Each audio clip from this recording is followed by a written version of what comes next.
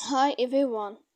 Today we will talk about how to fix or how to solve invented 8-ball ball on the application of 8-ball ball. To know how to fix or how to solve invented on 8-ball ball, you should just go to settings.